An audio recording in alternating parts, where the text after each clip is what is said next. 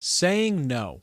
Saying yes to something that we don't have the time, energy, or desire to do can cause stress.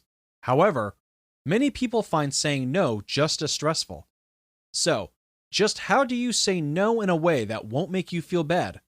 Once you understand the request and decide you want to say no, choose the kind of no that best suits the person and situation. Here are some general rules to follow. Say no firmly and calmly, without saying I'm sorry, which weakens your stand. Say no, followed by a straightforward explanation of what you are feeling or what you are willing to do. Examples: I'm uncomfortable doing that. I'm not willing to do that. I don't want to do that, or I don't like to do that.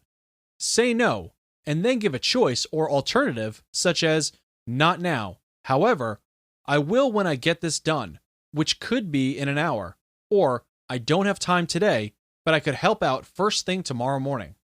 Say no, and then clarify your reasons. This does not include long-winded statements filled with excuses, justifications, and rationalizations. It's enough that you do not want to say yes.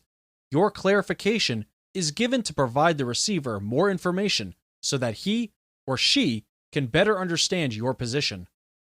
Use your natural no. You may have developed your own style of saying no based on your past experience and personality. If so, use it. Make an empathetic listening statement, then say no.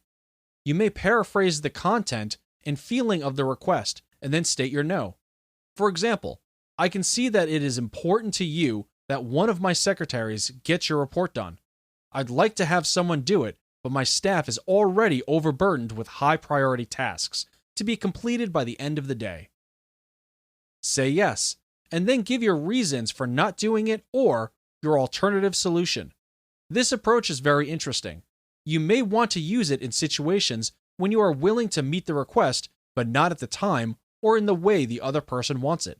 For example, yes, I would be willing to help you out, but I won't have time until tomorrow afternoon. Or, yes, I could have part of your report typed, but not all 40 pages. Or, yes, I'd be willing to go along with your second alternative, but not the third one you suggested. Next, let's look at this example. Your mother calls and asks you if you can drop her off at an appointment, but you're late and the drive will take you out of your way. What do you say? Keeping your life organized can help reduce stress and worry, meaning you have more time to focus on the things that you enjoy.